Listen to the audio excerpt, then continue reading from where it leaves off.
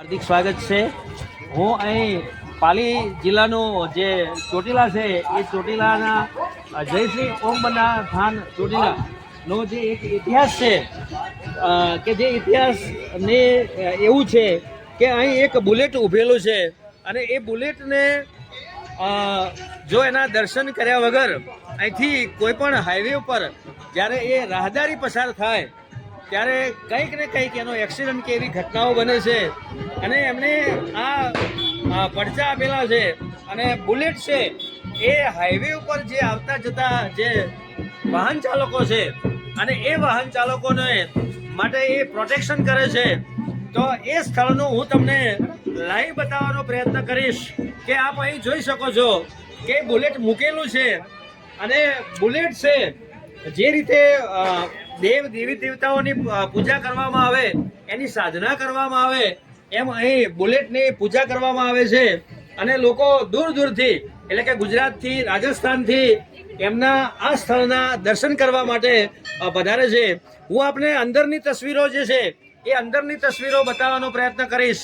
શ્રી ઓમ બન્ના જે શહીદ વીર છે અને એમની જે તસવીરો છે એ તસવીરો અહીં લગાવેલી છે।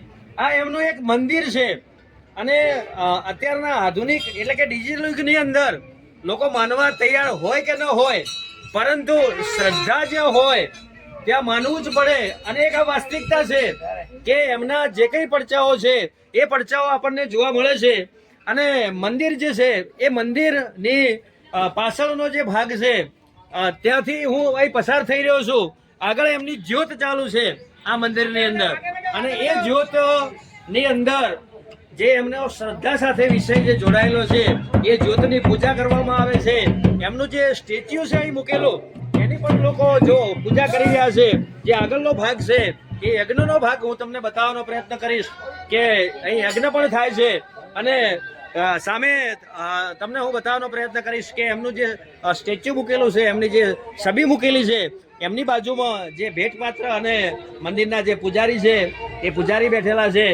બાજુની અંદર અહીં આપણે હું તમને બતાવવાનો પ્રયત્ન કરીશ કે એમની આ એક સુંદર જગ્યા છે અને અત્યારે આ જે યુગની અંદર પણ અહીંના એમના સત્યના જે પડચાઓ છે એ પડચાઓ આપણને જોવા મળશે।